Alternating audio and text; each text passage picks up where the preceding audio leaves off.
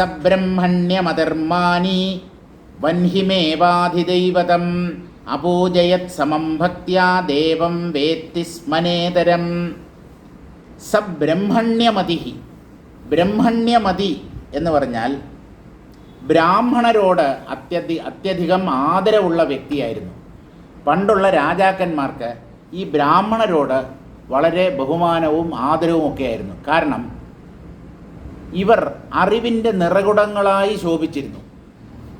വേദങ്ങൾ, ഇതിഹാസങ്ങൾ, പുരാണങ്ങൾ, മറ്റ് ശാസ്ത്രങ്ങൾ ഇതൊക്കെ ബ്രാഹ്മണരായിരുന്നു ഒരു കാലത്ത് കൂടുതൽ അഭ്യസിച്ചിരുന്നത്, അധ്യയനം ചെയ്തിരുന്നത്. അതുകൊണ്ട് ബ്രാഹ്മണരെ മാനിക്കുന്ന ഒരു സ്വഭാവം ഭാരതത്തിലെ എല്ലാ രാജാക്കന്മാർക്കും ഉണ്ടായിരുന്നു.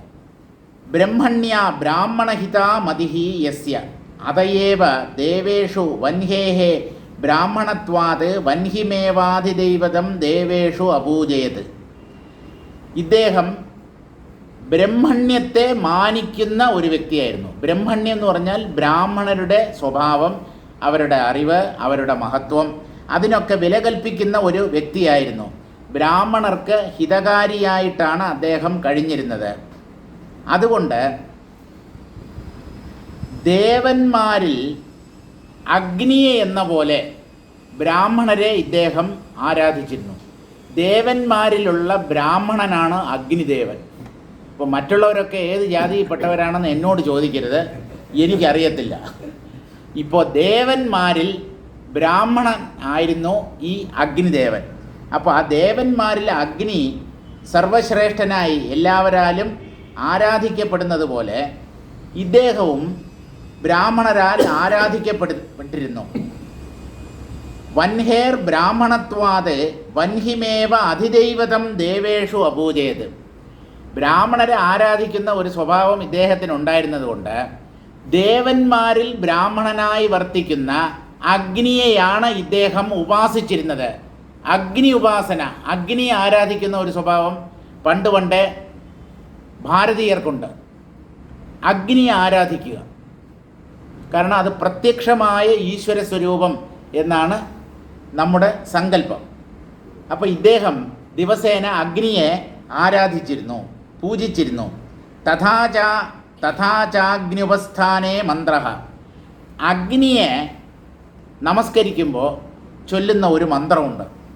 ത്വം ദേവേഷു ബ്രാഹ്മണോസ്മി അഹം മനുഷ്യേഷു ബ്രാഹ്മണോ ഹി ഉപത്വാ ധാവാമീതി തദഗ്നിനൈവ ദേവേഷു ബ്രഹ്മാഭവത് ഇതി വാജസനേയകേ. വാജസനീയി എന്ന് പറഞ്ഞ് ഒരു വേദഭാഗമുണ്ട്. വാജസനീയി ശാഖ. വേദങ്ങൾക്ക് പല ശാഖകളുണ്ട്. ആ വാജസനേയി ശാഖയിൽ ഒരു മന്ത്രമുണ്ട്. അഗ്നിയെ ആരാധിക്കുന്ന, അഗ്നിയെ നമസ്കരിക്കുന്ന മന്ത്രമാണ്. അല്ലയോ അഗ്നിദേവ, ത്വം ദേവേഷു ബ്രാഹ്മണ. നീ ദേവന്മാരിൽ ബ്രാഹ്മണനാണ്, ഞാനാകട്ടെ മനുഷ്യജാതിയിൽ ബ്രാഹ്മണനാണ്. ബ്രാഹ്മണരാണല്ലോ ഈ പൂജയും പുരസ്കാരവും ഒക്കെ പണ്ട് മുതലേ സ്ഥിരമായി നടത്തി പോന്നിരുന്നത്. അങ്ങെങ്ങനെയാണോ ദേവന്മാരിൽ ബ്രാഹ്മണനായി വർത്തിക്കുന്നത്, അതുപോലെ ഞാൻ മനുഷ്യരിൽ ബ്രാഹ്മണനായി വർത്തിക്കുന്നു. ഉപധാവത്യുപത്വാ ധാവാമീതി. ഒരു ബ്രാഹ്മണൻ എങ്ങനെയാണോ മറ്റൊരു ബ്രാഹ്മണനെ ആശ്രയിക്കുന്നത്, അയാളുമായി മൈത്രി സ്ഥാപിക്കുന്നത്, അതുപോലെ നീയും ബ്രാഹ്മണൻ, ഞാനും ബ്രാഹ്മണൻ. അതുകൊണ്ട് ഞാൻ അങ്ങയെ ശരണം പ്രാപിക്കുന്നു, ഞാൻ അങ്ങയെ എൻ്റെ ഒരു ഉറ്റ സുഹൃത്തായി കരുതുന്നു. തദഗ്നിനൈവ ദേവേഷു ബ്രഹ്മാഭവത്. ദേവന്മാരിൽ അങ്ങനെ അഗ്നിയാണ് ബ്രാഹ്മണനായി കരുതപ്പെട്ടു വരുന്നത്. ആ അഗ്നിയെ ഞാൻ നമസ്കരിക്കുന്നു, അല്ലെങ്കിൽ പൂജിക്കുന്നു, ആരാധിക്കുന്നു എന്നർത്ഥം വരുന്ന ഒരു മന്ത്രം വ്യാഖ്യാതാവ് ഉദ്ധരിച്ചിരിക്കുകയാണ്.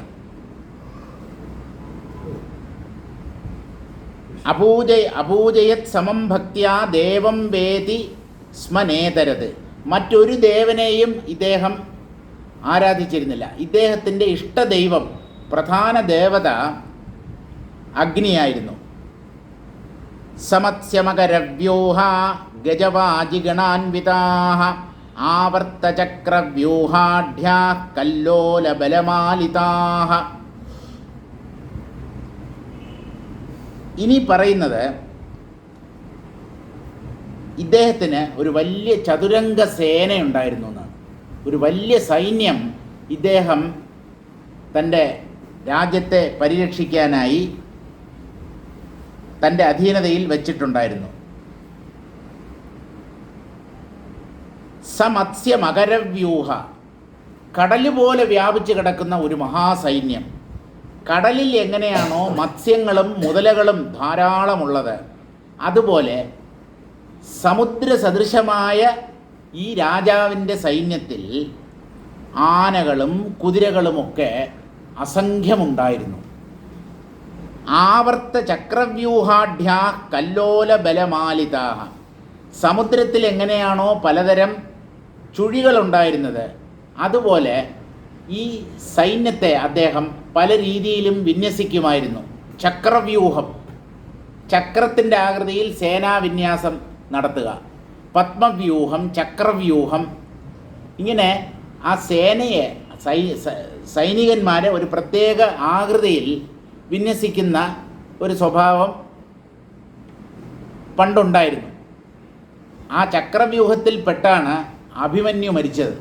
ചക്രവ്യൂഹം, അകത്ത് കയറാൻ പറ്റും, പക്ഷെ അകത്ത് കയറി കഴിഞ്ഞാൽ ഈ സൈനികർ അദ്ദേഹത്തെ വളയും, പുറത്ത് ഇറങ്ങാൻ പറ്റില്ല, മരിക്കുകയേ നിവർത്തിയുള്ളൂ. അതായത് അതൊരു ചുഴി പോലെയാണ്, ഒരു ചക്രത്തിനകത്ത് അകപ്പെടുന്നത് പോലെ. അസ്യ മന്ത്രിഷു മധ്യേ അകമ്പനാധീരാഹ. ഒരു ശ്ലോകം കൂടെ വായിച്ചിട്ട് അർത്ഥം വായിക്കാം. മര്യാദാപാലനേ യുക്ത അകമ്പനബലാധികാഹ മന്ത്രിഷ്വപ്യസ്യ ചത്വാരോ ദിക്ഷു സത്സാഗരാ ഇവ. ഈ രാജാവിൻ്റെ കീഴിൽ 4 സാമന്ത രാജാക്കന്മാരുണ്ടായിരുന്നു. സാമന്ത രാജാക്കന്മാരെന്ന് പറഞ്ഞാൽ ഇദ്ദേഹം ഒരു ചക്രവർത്തി, ചക്രവർത്തിയുടെ താഴെ രാജ്യകാര്യങ്ങൾ, ഭരണകാര്യങ്ങളൊക്കെ ശ്രദ്ധിക്കാനായി അദ്ദേഹത്തിൻ്റെ അധീനതയിലുള്ള കൊച്ചു രാജാക്കന്മാർ, അവരെയാണ് സാമന്തന്മാർ എന്ന് പറയുന്നത്. രാജാവിനെ എല്ലാ സ്ഥലത്തും പോയി ഭരണകാര്യങ്ങളിൽ ശ്രദ്ധിക്കാൻ പറ്റില്ലല്ലോ. അപ്പോൾ അസ്യ മന്ത്രിഷു മധ്യേ, ഇദ്ദേഹത്തിന് 4 സാമന്ത രാജാക്കന്മാർ, അവർ വാസ്തവത്തിൽ ഇദ്ദേഹത്തിൻ്റെ മന്ത്രിമാരായിരുന്നു. മന്ത്രിമാർക്ക് രാജസ്ഥാനം നൽകി അദ്ദേഹം രാജ്യത്തിൻ്റെ 4 ഭാഗത്ത് ഭരണകാര്യങ്ങൾ ഏൽപ്പിച്ചിരുന്നു. അസ്യ മന്ത്രിഷു മധ്യേ അകമ്പനാധീരാഹ ബാഹുബലേന ച അധികാഹ. അവരൊക്കെ മഹാവീരന്മാരായിരുന്നു. ആര്? ഈ സാമന്ത രാജാക്കന്മാർ. ഇദ്ദേഹത്തിൻ്റെ മന്ത്രിമാരെ പോലെ ഇദ്ദേഹത്തെ ഭരണകാര്യങ്ങളിൽ സഹായിച്ചിരുന്നവർ, അവരൊക്കെ ധീരന്മാരായിരുന്നു, അത്യധികം ബാഹുബലമുള്ളവരായിരുന്നു, പരാക്രമികളായിരുന്നു. അകമ്പനേന നിർഭയേന, അവരൊക്കെ അത്യധികം ധൈര്യശാലികളുമായിരുന്നു. ഒന്നിനെയും കണ്ട് ഭയപ്പെടാത്ത വ്യക്തിത്വമായിരുന്നു അവർക്കുണ്ടായിരുന്നത്. ബലേന സൈന്യേന, ഒരു വലിയ സേന ഈ ഓരോ സാമന്ത രാജാവിൻ്റെയും അധീനതയിലുണ്ടായിരുന്നു. ചാധികാശ്ചത്വാരഹ മന്ത്രണഃ ചത്വാരഹ സത്സാഗരാ ഇവ ചതസൃഷു ദിക്ഷു പരചക്ര നിരോധേന ദേശമര്യാദാപാലനെ യുക്ത നിയുക്ത ഇതി ദ്വയോരന്വയഃ. 4 കടലുകളെപ്പോലെ, 4 സാഗരങ്ങളെപ്പോലെ ഈ രാജാവിൻ്റെ സാമ്രാജ്യത്തിൻ്റെ 4 വശത്ത് അവർ ഭരിച്ചുകൊണ്ടിരുന്നു. 4 ദിക്ക്, ഓരോ ദിക്കിലും ഓരോരോ സാമന്ത രാജാവ്. ശത്രുക്കൾ ഈ രാജ്യത്തെ കീഴ്പ്പെടുത്താതിരിക്കാൻ വേണ്ടി, ഈ രാജ്യത്തെ ജനങ്ങളെ സംരക്ഷിക്കാൻ വേണ്ടി 4 ദിക്കിൽ 4 സാമന്ത രാജാക്കന്മാർ ഉണ്ടായിരുന്നു. ദേശമര്യാദാപാലനെ, ആ ദേശത്തിൻ്റെ അതിർത്തി കാത്ത് രക്ഷിക്കുക എന്നുള്ളതാണ് അവരിൽ നിക്ഷിപ്തമായിരുന്ന കർത്തവ്യം. തത്ര സാഗരാഹ സമത്സ്യ മകരവ്യൂഹാഹ. 4 കടലുകളെപ്പോലെ, സാഗരങ്ങളെപ്പോലെ എന്നെന്തുകൊണ്ട് പറഞ്ഞു എന്ന് ചോദിച്ചാൽ, കടലിലാണ് ധാരാളം മത്സ്യങ്ങളും മുതലകളുമൊക്കെ കാണപ്പെടുന്നത്. മന്ത്രിണസ്തു ഗജവാജി ഗണാൻവിതാഹ. അതുപോലെ ഈ മന്ത്രിമാരുടെ അധീനതയിൽ ആനപ്പടയും കുതിരപ്പടയും കാലാൾപ്പടയും ചതുരംഗ സൈന്യം ഈ ഓരോ മന്ത്രിമാരുടെയും അധീനതയിൽ ഉണ്ടായിരുന്നു. സമുദ്ര ആവർത്തവ്യൂഹാഢ്യാഹ. സമുദ്രത്തിൻ്റെ ഉള്ളിൽ ധാരാളം ചുഴികൾ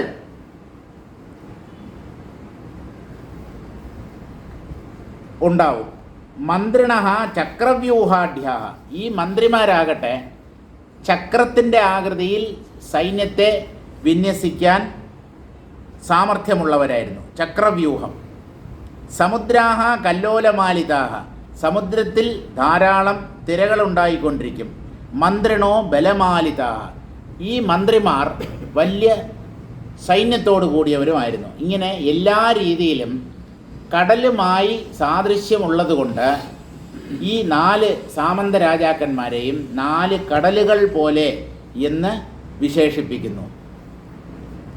തൈരശേഷ കകുപ്ചക്ര നാഭിരാഭാസിതാവനിഹി ആസീത് സുദുർജയോ ജേത സ സുദർശന ചക്രവത്. തൈഹി അശേഷ കകുപ് ചക്ര നാഭിഹി. കകുപ്പ് എന്ന് പറഞ്ഞാൽ ദിക്ക്, ദിശ എന്നർത്ഥം. 4 ദിക്കുകളുടെയും കേന്ദ്രമായി വർത്തിച്ചിരുന്നു ഈ വിപശ്ചിത്ത് എന്നുള്ള ചക്രവർത്തി. ചക്രത്തിൻ്റെ അച്ചുതണ്ട് എങ്ങനെയാണോ ചക്രത്തെ സംബന്ധിച്ച് പ്രധാനമായിരിക്കുന്നത്, അതുപോലെ ഈ രാജാവ് 4 ദിക്കുകളുടെയും അച്ചുതണ്ട് പോലെ വർത്തിച്ചിരുന്നു. ആഭാസിതാവനിഹി. ഇദ്ദേഹത്തിൻ്റെ അറിവും യശസ്സും കൊണ്ട് ഭൂമി മുഴുവൻ പ്രകാശിച്ചിരുന്നു. ആസീത് സുദുർജയോ ജേത. ഇദ്ദേഹത്തെ ആർക്കും കീഴ്പ്പെടുത്താൻ പറ്റില്ലായിരുന്നു. അത്ര കണ്ട് പരാക്രമിയായിരുന്നു. വലിയ സേനയുടെ അധിപനായിരുന്നു. ഇങ്ങനെ എല്ലാ രീതിയിലും ഏകഛത്രാധിപതിയായി ഒരു കുടക്കീഴിൽ ഭൂമിയെ മുഴുവൻ ഭരിച്ചുകൊണ്ടിരുന്ന ഒരു രാജാവ് അല്ലെങ്കിൽ ചക്രവർത്തിയായിരുന്നു. അദ്ദേഹത്തിൻ്റെ മഹിമയെ മനസ്സിലാക്കണമെങ്കിൽ അദ്ദേഹം ഒരു സുദർശന ചക്രം പോലെ ശോഭിച്ചിരുന്നു എന്നാണ് പറയുന്നത്. സുദർശന ചക്രം, മഹാവിഷ്ണുവിൻ്റെ കയ്യിലുള്ള ചക്രത്തിൻ്റെ പേരാണ് സുദർശനം. ആ സുദർശന ചക്രത്തെ പോലെ, ആ സുദർശന ചക്രത്തിൻ്റെ പ്രത്യേകത എന്താണെന്ന് ചോദിച്ചു കഴിഞ്ഞാൽ, അതിനെ ഒരു ലക്ഷ്യത്തിലേക്ക് അയച്ചു കഴിഞ്ഞാൽ അതിനെ തകർത്തിട്ടേ അത് മടങ്ങി വരും. സുദർശന ചക്രം പരാജയപ്പെട്ട ചരിത്രമില്ല. അതുപോലെ ഈ രാജാവ് തോറ്റ ചരിത്രമില്ല. അത്ര പരാക്രമിയാണ്. ആരും ഇദ്ദേഹത്തെ എതിർക്കാൻ ധൈര്യപ്പെട്ടിരുന്നില്ല. അതുകൊണ്ട് ഇദ്ദേഹം സുദർശന ചക്രം പോലെ ശോഭിച്ചിരുന്നു. സമുദ്രാഹ അകമ്പനാനാം പർവ്വതാനാം ബലേന അധികാഹ. ഈ 4 സമുദ്രങ്ങൾ പോലെയുള്ള സാമന്തന്മാർ അവരൊക്കെ ധീരന്മാരായിരുന്നു. പർവ്വതങ്ങളെക്കാളും ബലശാലികളായിരുന്നു. എന്ന് പറഞ്ഞാൽ സൈന്യബലം കൊണ്ട് പർവ്വതത്തെ കവച്ചു വയ്ക്കുന്നവരായിരുന്നു ഇദ്ദേഹത്തിൻ്റെ കീഴിൽ ഉണ്ടായിരുന്ന സാമന്ത രാജാക്കന്മാർ. ഇങ്ങനെ രാജാവിനെ ഇങ്ങനെ വർണ്ണിക്കുന്നു. സംഭവം എന്താണ്? സംഭവം പറയാം. ഇനിയാണ് സംഭവം.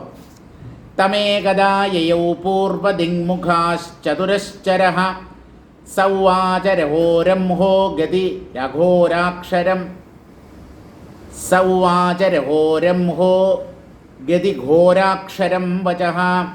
അങ്ങനെ തന്നോട് എതിർക്കാൻ ആരും ധൈര്യപ്പെടാതെ വളരെ നല്ല ഒരു ഭരണം കാഴ്ചവെച്ചുകൊണ്ട് കഴിഞ്ഞിരുന്ന ഇദ്ദേഹത്തിൻ്റെ അടുക്കൽ ഒരിക്കൽ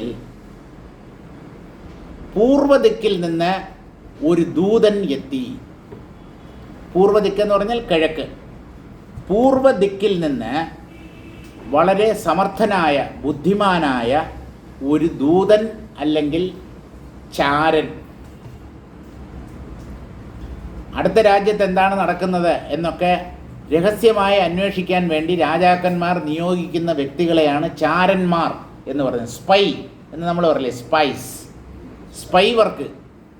കാരണം അതൊക്കെ രാജഭരണത്തിൻ്റെ ഒരു ഭാഗമാണ്. കാരണം തനിക്ക് ആപ്പ് വയ്ക്കാൻ ആരെങ്കിലുമൊക്കെ ശ്രമിക്കുന്നുണ്ടോ എന്നുള്ള കാര്യം നമ്മുടെ രാജ്യത്തെ തകർക്കാൻ ആരെങ്കിലും ശ്രമിക്കുന്നുണ്ടോ എന്നുള്ളതൊക്കെ ഈ ചാരന്മാരുടെ സഹായത്തോടു കൂടിയാണ് രാജാക്കന്മാർ മനസ്സിലാക്കിയിരുന്നത്. അപ്പോൾ ഒരു ദിവസം കിഴക്ക് ദിക്കിൽ നിന്ന് വളരെ ബുദ്ധിമാനായ ഒരു ചാരൻ, അതായത് ഇദ്ദേഹത്തിൻ്റെ സാമന്ത രാജാവ് ഉണ്ടല്ലോ അവിടെ, ആ സാമന്ത രാജാവിൻ്റെ ദൂതൻ ഇദ്ദേഹത്തെ കാണാനെത്തി. സ ഉവാച രഹോ രംഹോ ഗതി ഘോരാക്ഷരം വചഃ. അദ്ദേഹം അതിഘോരമായ ഒരു വാർത്തയുമായിട്ടാണ് രാജാവിനെ കാണാനെത്തിയത്.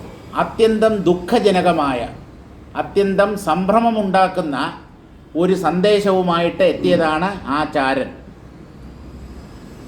എന്താണ് അദ്ദേഹം പറഞ്ഞത്? ചരശ്ചാരഹ ആയയോ, ഒരു ചാരൻ അവിടെ എത്തിച്ചേർന്നു. രംഹഃ കാലരയൈവ ദുർനിവാരത്വാത് ഘോരാണ്യക്ഷരാണി യസ്മിൻ. കാലത്തിൻ്റെ കുത്തൊഴുക്കിനെ നമുക്ക് എങ്ങനെയാണോ തടയാൻ കഴിയാത്തത്, കാലത്തെ നമുക്ക് പിടിച്ചു കെട്ടാൻ പറ്റില്ല, അതുപോലെ തടയാൻ പറ്റാത്ത, കേൾക്കാൻ ഒട്ടും ഇഷ്ടപ്പെടാത്ത ഘോരമായ വാക്കുകളെ ആ ചാരൻ രാജാവിനോട് പറഞ്ഞു. എന്താണ് അദ്ദേഹം പറഞ്ഞത്? പൂർവദിങ്മുഖ സാമന്തോ ജ്വരേണാസ്തമുപാഗതഃ. അല്ല, അതിനിടയ്ക്കൊരു ലൈനുണ്ട്. ദേവദോർദ്രുമ വിശ്രാന്തധരാ ഗോബന്ധനാച്യുത ശ്രൂയതാം മന്മുഖാത് പശ്ചാത് യഥാപ്രാപ്തം വിധീയതാം. രാജാവിനെ മുഖം കാണിച്ചാൽ ആദ്യമായി രാജാവിനെ ജയ് വിളിക്കണം, രാജാവിനെ സ്തുതിക്കണം. അപ്പോൾ അല്ലയോ ദേവ എന്നാണ് അഭിസംബോധന ചെയ്യുന്നത്. ദോർദ്രുമ വിശ്രാന്തധരാ ഗോബന്ധനാച്യുത. അങ്ങയുടെ 2 കൈകളാകുന്ന വൃക്ഷങ്ങളുടെ നിഴലിലാണ് ഈ സാമ്രാജ്യം സ്ഥിതി ചെയ്യുന്നത്. ധര ഗോബന്ധനാച്യുത. ഗോ എന്നുള്ള വാക്കിന് ഭൂമി എന്നർത്ഥമുണ്ട്, പശു എന്നുള്ള അർത്ഥമുണ്ട്, ഗോ എന്നുള്ള വാക്കിന് ഭൂമി എന്നും അർത്ഥമുണ്ട്. ഈ ഭൂമിയെ മുഴുവൻ അങ്ങയുടെ അധീനതയിൽ വച്ചിരിക്കുന്നു, ഭൂമിയെ മുഴുവൻ അങ്ങ് ബന്ധിച്ചിരിക്കുന്നു. അല്ലയോ അച്യുത. അച്യുത എന്ന് പറഞ്ഞാൽ ഒരിക്കലും നീതി, ന്യായം, ധർമ്മം ഇതിൽ നിന്നൊന്നും വ്യതിചലിക്കാതെ നല്ലതുപോലെ രാജ്യത്തെ ഭരിക്കുന്ന വ്യക്തി, ച്യുതിയില്ലാത്തവൻ. അല്ലെങ്കിൽ അച്യുതൻ എന്നുള്ളതിനെ മഹാവിഷ്ണു എന്നർത്ഥം എടുത്താൽ അങ്ങ് കീർത്തിയിൽ മഹാവിഷ്ണുവിന് തുല്യനാണ്. ഇങ്ങനെയൊക്കെ ആദ്യം രാജാവിനെ പുകഴ്ത്തുന്നു. ദോർദ്രുമയോർ വിശ്രാന്തേന. അങ്ങയുടെ 2 കൈകളുടെ മധ്യത്തിലാണ് ഈ നാട്ടിലെ പ്രജകൾ യാതൊരു ഭീതിയും കൂടാതെ കഴിയുന്നത്. ധരാഗോബന്ധനേന അച്യുത അവിച്യുത. അങ്ങ് ഈ ഭൂമിയെ മുഴുവൻ അങ്ങയുടെ ആക്കിയിരിക്കുന്നു. മറ്റ് രാജാക്കന്മാരുമില്ല, ഭൂമണ്ഡലത്തിൻ്റെ ചക്രവർത്തിയാണ് അങ്ങ്. സദൈവ ഭൂഹു ത്വദ്ഭുജാവഷ്ടബ്ധേതി യാവത്. ഈ ഭൂമി എപ്പോഴും അങ്ങയുടെ കൈകളിൽ സുരക്ഷിതയാണ്. ഭൂമിക്ക് ഒരിക്കലും ആരെയും ഭയപ്പെടേണ്ട കാര്യമില്ല അങ്ങ് ഭരിക്കുന്നിടത്തോളം കാലം. അങ്ങനെ രാജാവിനെ കുറേയൊക്കെ സ്തുതിച്ചതിന് ശേഷം എന്താ പറയുന്നത്? ശ്രൂയതാം മന്മുഖാത് പശ്ചാത് യഥാപ്രാപ്തം വിധീയതാം. അങ്ങ് ഞാൻ പറയാൻ പോകുന്ന കാര്യം ശ്രദ്ധിച്ചു കേൾക്കണം. അത് കഴിഞ്ഞിട്ട് അങ്ങേക്ക് എന്താണോ യുക്തമെന്ന് തോന്നുന്നത് അത് അങ്ങ് ചെയ്യുകയും വേണം.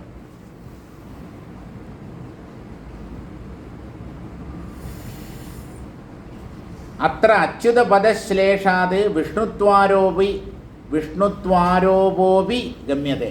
അങ്ങ് സാക്ഷാത് മഹാവിഷ്ണുവിന് തുല്യനാണ് എന്നൊക്കെ ആ ചാരൻ പ്രശംസിച്ചു പറയുന്നു. എന്നിട്ട് എന്താ പറയുന്നത്?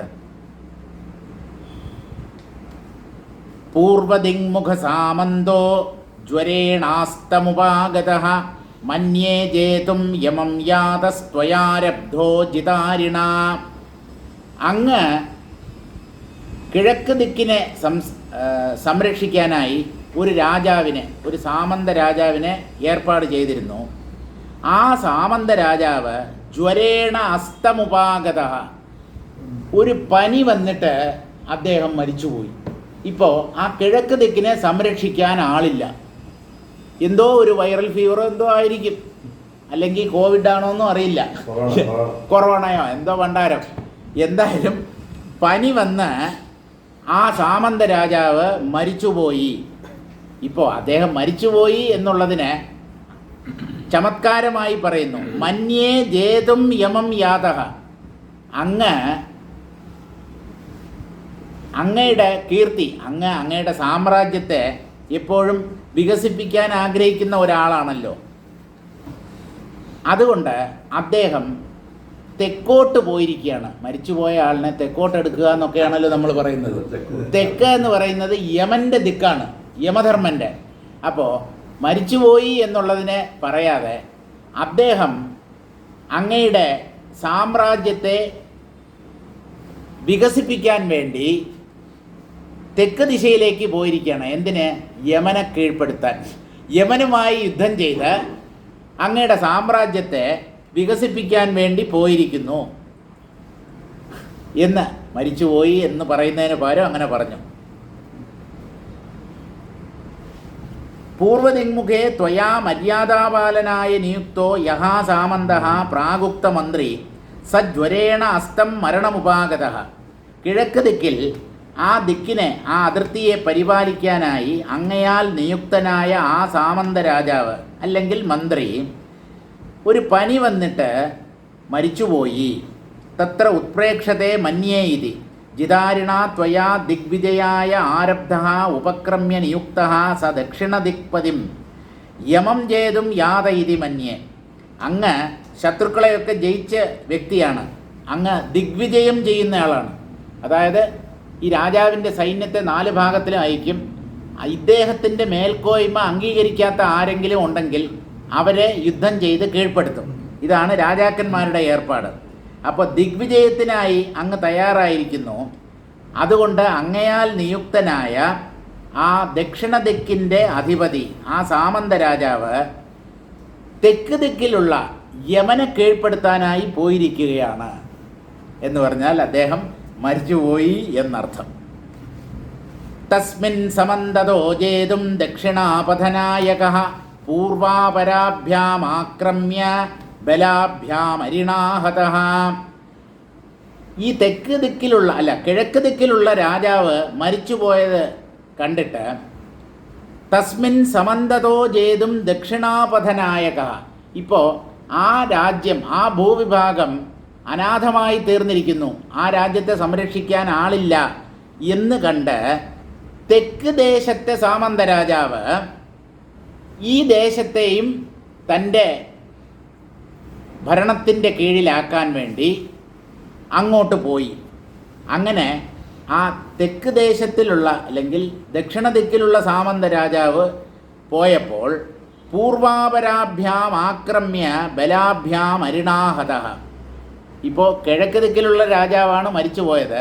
അപ്പോൾ തെക്ക് ദിക്കിലുള്ള രാജാവ് ആ രാജ്യത്തെ സംരക്ഷിക്കാൻ വേണ്ടി അങ്ങോട്ട് പോയപ്പോൾ പൂർവാപരാഭ്യാം ആക്രമ്യ ബലാഭ്യാം അരിണാഹതഃ. അപ്പോൾ കുറേ ശത്രുക്കൾ, അവരെവിടുന്നാണ് വന്നതെന്നൊന്നും അറിയില്ല, ആ ശത്രുസേന ഈ കിഴക്ക് ദിക്കിലെയും പൂർവം അപരം, കിഴക്കും പടിഞ്ഞാറും, ഈ കിഴക്കും തെക്കും രണ്ടിടത്തും കിഴക്ക് ദിക്കിൽ രാജാവാണ് മരിച്ചു പോയത്. അതുകൊണ്ട് തെക്ക് ദിക്കിലുള്ള സാമന്ത രാജാവാണ് അങ്ങോട്ട് പോയത്. ആ സമയത്ത് ഒരു ശത്രു സൈന്യം, ഒരു രാജാവ് വലിയ സൈന്യത്തോടുകൂടി ആക്രമിക്കുകയും ഈ ദക്ഷിണദേശത്തുള്ള സാമന്ത രാജാവിനെ വധിക്കുകയും ചെയ്തു. ഇപ്പോൾ കിഴക്ക് ദിക്കിലും ആളില്ല, തെക്ക് ദിക്കിലും ആളില്ല. ഒരാൾ പനി വന്ന് മരിച്ചു, മറ്റേ ആളിനെ ശത്രു സൈന്യം വധിച്ചു. തസ്മിൻ മൃതേ സതി ദക്ഷിണാപഥനായകഃ ത്വത്സാമന്തഃ സമന്തതഃ പൂർവാം ദക്ഷിണാം ച ദിശം ജേതും പ്രവൃത്തഃ. ദക്ഷിണദേശത്തെ രാജാവ് കിഴക്ക് ദിക്കിനെയും തൻ്റെ രാജ്യത്തെയും രക്ഷിക്കാൻ വേണ്ടി ശ്രമിച്ചപ്പോൾ ശത്രുക്കൾ അവിടെ പടപ്പുറപ്പാട് നടത്തി ആ സൈന്യത്താൽ അദ്ദേഹം പരാജയപ്പെടുത്തപ്പെട്ടു. അവർ അദ്ദേഹത്തെ വധിച്ചു. ഇനി എന്താ സംഭവിക്കുന്നത്? തസ്മിൻ മൃതേ സമാഗമ്യ യാവത് വാരുണദിക്പതി ബലേനായാതി കകുഭൗ തേ സമാദാതു മാതൃതഃ. ഇങ്ങനെ തെക്ക് ദേശത്തെ രാജാവ് വധിക്കപ്പെട്ടു എന്നറിഞ്ഞ് പടിഞ്ഞാറ് ദിക്കിലുള്ള സാമന്ത രാജാവ് ഈ ദേശത്തെ രക്ഷിക്കാനായിട്ടെത്തി സൈന്യത്തോടുകൂടി. അപ്പോൾ ഈ ശത്രു സൈന്യം അദ്ദേഹത്തെയും കീഴ്പ്പെടുത്തി. ചുരുക്കം ഒരു വലിയ ശത്രുസേന ആക്രമിച്ച് ഈ 3 സാമന്ത രാജാക്കന്മാരെയും വധിക്കുകയോ അല്ലെങ്കിൽ അവരുടെ അധീനതയിലാക്കുകയോ ചെയ്തു. പൂർവദേശ നൃപൈസാർദ്ധം ദക്ഷിണാപഥപാർത്ഥിവൈഃ താവദേവാദിഭിരസാവ അർദ്ധമാർഗേ രണേ ഹതഃ. ഇങ്ങനെ തെക്ക് ദേശത്തെയും കിഴക്ക് ദേശത്തെയും രക്ഷിക്കാൻ വേണ്ടി പടിഞ്ഞാറ് ദിക്കിലുള്ള സാമന്ത രാജാവ് വന്നപ്പോൾ ഈ ശത്രുക്കൾ പകുതി വഴിയിൽ വെച്ച് അദ്ദേഹത്തെയും വധിച്ചു. ചുരുക്കം 3 ദിക്കിൽ ആളില്ലാതെയായി. കിഴക്ക്, പടിഞ്ഞാറ്, തെക്ക്, വടക്ക് ദിക്ക് മാത്രമേ ഉള്ളൂ. 3 സാമന്ത രാജാക്കന്മാരെയും ശത്രുക്കൾ വധിച്ചു. ഇനി വസിഷ്ഠ മഹർഷി പറയുകയാണ്. ശ്രീ വസിഷ്ഠ ഉവാച അഥാസ്മിൻ കഥയത്യേവം ത്വരാർത്തമപരശ്ചരഃ ഉപപ്ലവ ജഡോത്പീഡ ഇവ ഹർമ്മ്യം വിവേശഃ. ഈ ചാരൻ ഈ വൃത്താന്തമൊക്കെ രാജാവിനെ അറിയിച്ചുകൊണ്ടിരിക്കുമ്പോൾ തന്നെ മറ്റൊരു ചാരൻ അതിവേഗത്തിൽ ആ സഭയിലേക്ക് പാഞ്ഞു വന്നു. അഥാസ്മിൻ കഥയത്യേവം ത്വരാർത്ഥം അപരശ്ചരഃ. വളരെ വേഗതയിൽ വാണം വിട്ടതുപോലെ വേറൊരു ചാരൻ ആ സഭയിൽ പ്രവേശിച്ചു. ഉപപ്ലവ ജഡോത്പീഡ ഇവ ഹർമ്മ്യം വിവേശഃ. അപരഹ ചരഹ ത്വരയാ ആർത്തം പീഡിതം. അതായത് ആരോ അദ്ദേഹത്തെ വല്ലാണ്ട് പീഡിപ്പിച്ചതുപോലെ വളരെ ദുഃഖാർത്തനായി രാജാവിൻ്റെ കൊട്ടാരത്തിൽ മാളികയിൽ പ്രവേശിച്ചു. ഉപപ്ലവേ ഹർമ്മ്യം വിവേശഃ കില. ഉപപ്ലവേ പ്രളയേ പ്രസിദ്ധോ ജഡോത്പീഡോ ജലപ്രവാഹ ഇവ. എങ്ങനെയാണ് ആ ചാരൻ ആ രാജസഭയിൽ കടന്നു വന്നതെന്ന് ചോദിച്ചാൽ, പ്രളയകാലത്തുള്ള വെള്ളത്തിൻ്റെ ഒഴുക്ക്, ഭൂമി മുഴുവൻ വെള്ളത്തിനടിയിലാകുന്ന സമയമാണല്ലോ പ്രളയം.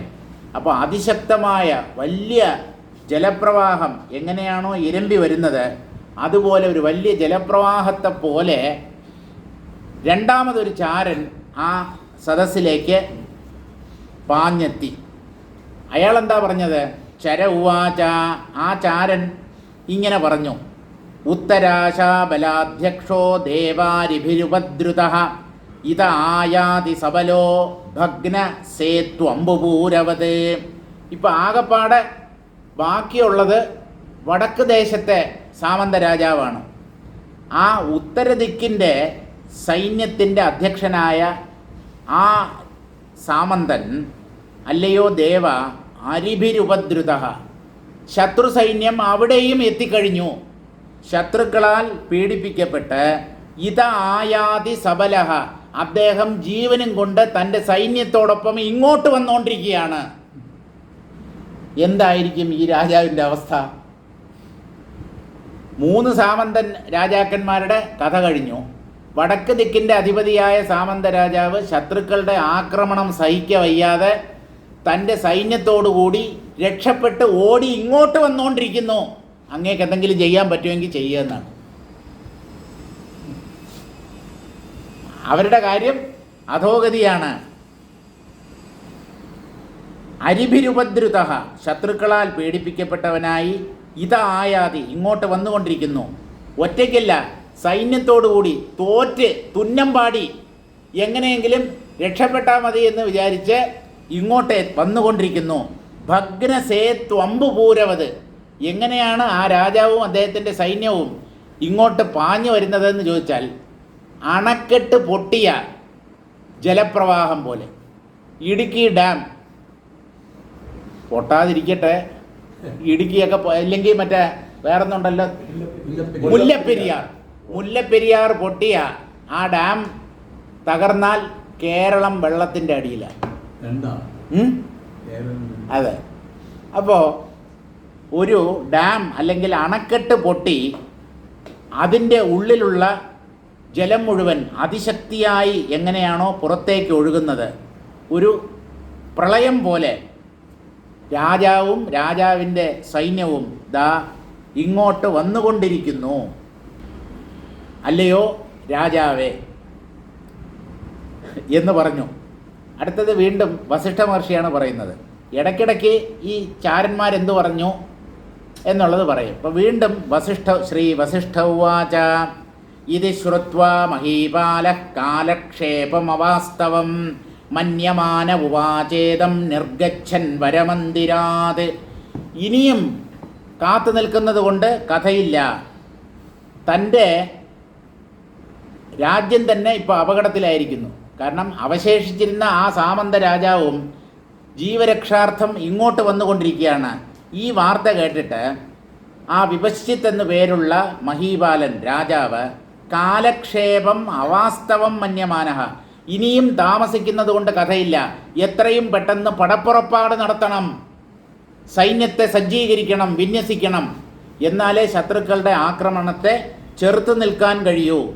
ഉവാചേദം നിർഗച്ഛൻ വരമന്ദിരാത്, ഇനിയും താമസിക്കുന്നതിൽ അർത്ഥമില്ല എന്ന് വിചാരിച്ച് അദ്ദേഹത്തിൻ്റെ രാജ്യത്തിൽ നിന്ന് അതിവേഗം രാജാവ് പുറത്തു കടന്നു. ആ സഭയിൽ നിന്ന് രാജാവ് പുറത്തേക്ക് പോയി. വസ്തൂനാം വാസ്തൂനാം ചാഹിതം അവാസ്തവം മന്യമാനഃ, ഇനിയും അമാന്തിച്ചിട്ട് കാര്യമില്ല എന്ന് മനസ്സിലാക്കി മന്യമാനഃ സൻ വരമന്ദിരാത് നിർഗച്ഛന്നേവ ഉവാച, അതിവേഗം അദ്ദേഹം ആ സഭയിൽ നിന്ന് പുറത്ത് കടക്കവേ തന്നെ ആജ്ഞാപിക്കുകയാണ്. എന്താണ് അദ്ദേഹം നൽകിയ ആജ്ഞ? സന്നിഹിതാൻ പുരുഷാൻ പ്രതി, സംസാരിച്ചുകൊണ്ട് നിൽക്കാൻ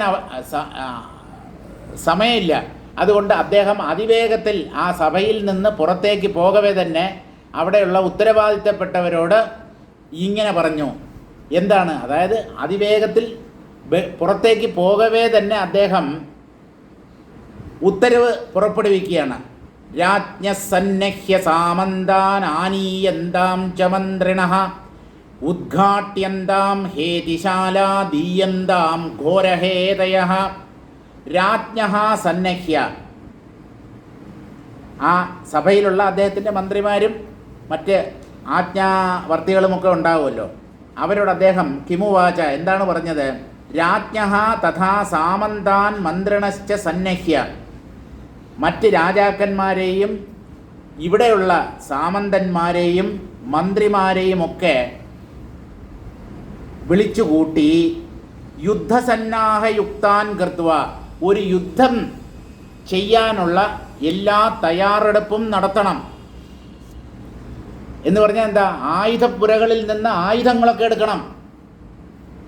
വാള്, ഈട്ടി, കുന്തം, അമ്പ്, വില്ല്, AK-47 സ്റ്റെൻ ഗണ്ണൊന്നും ഇല്ല പഴയ കാലത്ത്. അപ്പോൾ ആയുധങ്ങൾ സൂക്ഷിച്ചിട്ടുള്ള ആ ആയുധപ്പുരകളിൽ നിന്ന് ആയുധങ്ങളൊക്കെ വേഗമെടുക്കൂ. നമ്മുടെ ആൾക്കാരെ, സൈന്യത്തെ, സേനാ നായകന്മാരെയൊക്കെ സജ്ജരാക്കി തീർക്കൂ. ആനീയന്താം ച മന്ത്രിണ, എല്ലാവരെയും വിളിച്ചു കൂട്ടൂ. ഉദ്ഘാട്യന്താം ഹേതിശാലാഹ, ആയുധപ്പുരകളൊക്കെ തുറക്കപ്പെടട്ടെ. ദീയന്താം ഘോരഹേതയ, അത്യന്തം മാരകശേഷിയുള്ള ആയുധങ്ങൾ നമ്മുടെ സൈനികർക്ക് നൽകൂ. കാരണം എത്രയും പെട്ടെന്ന് നമ്മൾ ഒരു യുദ്ധത്തെ അഭിമുഖീകരിക്കേണ്ടതായിട്ടുണ്ട്. അതുകൊണ്ട് ഇനിയും താമസിക്കരുത്, ഉടൻ വേണം, പെട്ടെന്നാവട്ടെ, ഹറിയപ്പ് എന്നാണ് പറഞ്ഞത്. സന്നിഹിതാൻ പുരുഷാൻ പ്രതി അത് പറഞ്ഞു. സർവേ പ്യാനീയന്താം, എല്ലാവരെയും വിളിച്ചു കൂട്ടൂ. ലീവിൽ പോയിരിക്കുന്നവരെല്ലാം വിളിക്കൂ. പോലീസിലും പട്ടാളത്തിലുമൊക്കെ അങ്ങനെയാണ്. ലീവ് എടുത്ത് പോയി കഴിഞ്ഞാൽ എന്തെങ്കിലും ഒരു പ്രശ്നമോ സംഘർഷമോ എന്തെങ്കിലും ഉണ്ടാകുകയാണെങ്കിൽ എല്ലാവരും വിളിക്കും. അല്ല, അച്ഛന് സുഖമില്ല, അമ്മയ്ക്ക്, അച്ഛനും അമ്മയൊക്കെ അവിടെ ഇരിക്കും. ആയുസ് ഉണ്ടെങ്കിൽ ബാക്കി ഉണ്ടാവും, ഇല്ലെങ്കിൽ ചത്തുപോകും. You immediately report for duty എന്ന് പറയും. പെട്ടെന്ന് എല്ലാവരും, കാരണം പോലീസും പട്ടാളം എന്നൊക്കെ പറഞ്ഞാൽ അങ്ങനെയാണ്. രാജ്യത്തിൻ്റെ സുരക്ഷ അല്ലെങ്കിൽ ക്രമസമാധാനം അതാണ് പരമപ്രധാനം. അങ്ങനെ എല്ലാവരെയും വിളിച്ചു കൂട്ടാൻ ആജ്ഞാപിച്ചു. ഹേതീനാം ആയുധാനാം ശാലാഹ കോശഗൃഹ ഉദ്ഘാട്യന്താം. ആയുധപ്പുരകളെയൊക്കെ തുറക്കൂ, അതിനകത്തുള്ള ആയുധങ്ങളെടുത്ത് സൈനികന്മാർക്ക് നൽകൂ എന്നൊക്കെ അദ്ദേഹം ആജ്ഞാപിച്ചു. ശ്ലേഷ്യന്താം കങ്കടാദേഹേഷ്വാഗച്ഛന്തു പദാദയഃ ഗണ്യന്താമാശു സൈന്യാനി ക്രിയന്താം വരകൽപ്പനാഃ. കവചം, പടച്ചട്ട അതൊക്കെ എടുക്കൂ, എത്രയും പെട്ടെന്ന് എല്ലാവരും പടച്ചട്ട അണിയട്ടെ. ആഗച്ഛന്തു പദാദയഃ, കാലാൾപ്പട തയ്യാറാവട്ടെ. സൈന്യമൊക്കെ ഒരു യുദ്ധത്തിന് തയ്യാറായി നിൽക്കട്ടെ. ഗണ്യന്താമാശു സൈന്യാനി, ആനപ്പട, കുതിരപ്പട, കാലാൾപ്പട, തേരുപട, ചതുരംഗ സൈന്യം എന്ന് നമ്മൾ പറയാറില്ലേ. ഗജൻ, തുരകം, കാലാൾ, ഏതാണ് വിട്ടുപോയത്? ഗജം, തുരകം, ആന, കുതിര, കാലാൾ. വിട്ടുപോയത് ഏതാണ്? തേര്. അപ്പോൾ ഇങ്ങനെ 4 ആ ചതുരംഗ സൈന്യം തയ്യാറാകട്ടെ. ക്രിയന്താം വരകൽപ്പനാഹ, അവയൊക്കെ വിന്യസിച്ച് നിർത്തൂ. ചുമ്മാ അവിടെ ഇവിടെ ആയിട്ട് ഓരോരുത്തരും ആയി നോക്കിക്കൊണ്ടിരുന്നാൽ പറ്റത്തില്ല. ശത്രുക്കളെ ചെറുക്കാൻ, നേരിടാൻ തയ്യാറായി ആ സേനകളെ വിന്യസിക്കൂ. വരകൽപ്പനാഹ ക്രിയന്താം. വരകൽപ്പനാഹ എന്ന് പറഞ്ഞാൽ ഭടശ്രേഷ്ഠ സമർത്ഥനാഹ. ഈ സേനാ വിന്യാസം എന്ന് പറയുന്നത് വളരെ പ്രധാനമാണ്. സേനയെ എങ്ങനെ വിന്യസിക്കണം എന്ന് സൈന്യാധിപൻ തീരുമാനിക്കും. അപ്പോൾ ആ സൈന്യാധിപൻ തയ്യാറാകട്ടെ, എത്രയും പെട്ടെന്ന് സേനാ വിന്യാസം പൂർത്തിയാക്കണം. കൽപ്യന്താം ച ബലാധ്യക്ഷാഹ, സേനാ നായകന്മാരെയൊക്കെ വിളിക്കൂ. പ്രേഷ്യന്താം അഭിതശ്ചരാഹ, 4 ഭാഗത്തേക്കും നമ്മുടെ ചാരന്മാരെ അയക്കൂ. ആ ശത്രുക്കൾ എത്ര അകലെയാണ്, അവരുടെ സൈന്യബലം എത്ര കണ്ടുണ്ട്, ഇതൊക്കെ അറിയാൻ വേണ്ടി ചാരന്മാർ 4 ദിക്കിലും അയക്കൂ എന്നൊക്കെ രാജാവ് ആജ്ഞാപിച്ചു. ശ്രീ വസിഷ്ഠ ഉവാച, വീണ്ടും വസിഷ്ഠ മഹർഷി പറയുന്നു, എന്താ? വദത്യേവം ത്വരായുക്തം സംരംഭവതി രാജനീ പ്രതീഹാര ഉവാചേതം പ്രവിശ്യാകുലമാനതഃ. ഇങ്ങനെ പറഞ്ഞുകൊണ്ട് ആ രാജസദസ്സിൽ നിന്നും ചക്രവർത്തി ഓടിക്കൊണ്ട് ഉത്തരവ് നൽകുകയാണ്. അങ്ങനെ പോയിക്കൊണ്ടിരിക്കുമ്പോൾ പുറത്ത് കടക്കുന്നതിന് മുമ്പ് രാജദ്വാരത്തിൽ കാവൽ കാക്കുന്ന ആ ദ്വാരപാലകൻ അതിവേഗത്തിൽ ഉള്ളിലേക്ക് പാഞ്ഞു വരുന്നു. രാജസദസ്സ് എന്ന് പറയുമ്പോൾ, സഭ എന്ന് പറയുമ്പോൾ വലിയ ഹാളായിരിക്കുമല്ലോ. ഇദ്ദേഹം സിംഹാസനത്തിൽ നിന്ന് ഇറങ്ങി ഇങ്ങനെ ഓടുകയാണ്. അതിനിടയ്ക്ക് വാതിലിൽ നിന്നിരുന്ന ദ്വാരപാലകൻ അതിവേഗത്തിൽ രാജാവിൻ്റെ അടുത്ത് പാഞ്ഞു വരികയാണ്. പ്രതീഹാര ഉവാചേതം പ്രവിശ്യാകുലമാനതഃ. അത്യന്തം സംഭ്രമത്തോടുകൂടി, വ്യാകുലതയോടുകൂടി രാജാവിനെ നമസ്കരിച്ചിട്ട് ആ ദ്വാരപാലകൻ എന്താണ് പറഞ്ഞത്? പ്രതീഹാര ഉവാച ഉത്തരാശാബലാധ്യക്ഷോ ദേവദ്വാര്യപതിഷ്ഠതി കാങ്ക്ഷന്ത്യബ്ജമിവാർക്കസ്യ ദേവദേവസ്യ ദർശനം. മറ്റേ ആളിങ്ങെത്തി. ഉത്തരദിക്കിൻ്റെ അധിപതിയുണ്ടല്ലോ, ആ രാജാവിൻ്റെ സൈന്യത്തലവൻ, അദ്ദേഹം ഇതാ വാതിൽക്കൽ എത്തിക്കഴിഞ്ഞു എന്നാണ്. സേനാനായകൻ എത്തിക്കഴിഞ്ഞു. ഉത്തരാശ ബലാധ്യക്ഷ, ബലം എന്നുള്ളതിന് സൈന്യം എന്നൊരർത്ഥമുണ്ട്. ആ തെക്ക് ദിക്കിലുള്ള സാമന്ത രാജാവിൻ്റെ സൈന്യാധിപൻ ദാ വാതിൽക്കൽ നിൽക്കുന്നു, അങ്ങയെ മുഖം കാണിക്കാനായി. കാങ്ക്ഷത്യബ്ജം ഇവാർക്കസ്യ, സൂര്യനെ പ്രതീക്ഷിച്ച് നിൽക്കുന്ന ഒരു താമരയെപ്പോലെ. കാരണം സൂര്യോദയത്തിനായി താമരകൾ കാത്തു നിൽക്കും, അപ്പോഴല്ലേ അവർക്ക് ആ താമരകൾക്ക് വിരിയാൻ പറ്റൂ. അതുപോലെ അങ്ങയുടെ ദർശനത്തിനായി സേനാനായകൻ കാത്തു നിൽക്കുന്നു. ദേവദേവസ്യ ദർശനം, അതായത് അയാളിങ്ങ് എത്തിക്കഴിഞ്ഞു എന്നാണ്. ഇത് രാജാ ഉക്തേ സതി, രാജാവ് ഇങ്ങനെ ഉത്തരവ് പുറപ്പെടുവിച്ചപ്പോൾ പ്രതീഹാര പ്രവേശിതം ഉത്തരാശേഷം അഗ്രേ പ്രണാമപരം രാജാ അപശ്യത്. ആ ഉത്തരദിക്കിലുള്ള സൈന്യത്തലവൻ വന്ന് നമസ്കരിക്കുകയാണ്. അയാൾ എത്തിയിരിക്കുന്നു എന്ന് ദ്വാരപാലകൻ അറിയിച്ചു. രാജോവാച, ഉടനെ രാജാവ് എന്താ പറയുന്നത്? രാജാവ് എന്താ പറഞ്ഞത്? ഗച്ഛ അവിലംബിതം താവത്, പെട്ടെന്ന് തന്നെ നീ പോകൂ, എൻ്റെ അനുവാദത്തിനായി കാത്തു നിൽക്കണ്ട, ആ സേനാധ്യക്ഷനെ വരാൻ പറയൂ എന്ന് പറഞ്ഞു. താവതേനമേവ പ്രവേശയ, എത്രയും പെട്ടെന്ന് അദ്ദേഹത്തെ അകത്ത് പ്രവേശിപ്പിക്കൂ. ജാനീമഃ ദിഗന്തേഷു വൃത്തം വൃത്താന്ത സംശ്രവാത്, ഞാനൊന്ന് മനസ്സിലാക്കട്ടെ, ദിഗന്തങ്ങളിൽ ഈ ദിക്കുകളുടെ ഇടയ്ക്ക് എന്താണ് സംഭവിച്ചുകൊണ്ടിരിക്കുന്നത്, ഈ ശത്രുക്കൾ ആരാണ്, അവരുടെ സൈന്യബലം എത്ര കണ്ടുണ്ട്, ഇതുപോലെയുള്ള കാര്യങ്ങൾ ഈ സൈന്യാധിപനിൽ നിന്ന് മാത്രമേ എനിക്ക് ഗ്രഹിക്കാൻ പറ്റൂ. അതുകൊണ്ട് കാര്യങ്ങൾ മനസ്സിലാക്കാൻ വേണ്ടി ആ വാതിൽക്കൽ നിൽക്കുന്ന സേനാധിപനെ എത്രയും പെട്ടെന്ന് ഉള്ളിലേക്ക് കടത്തിവിടൂ എന്ന് പറഞ്ഞു.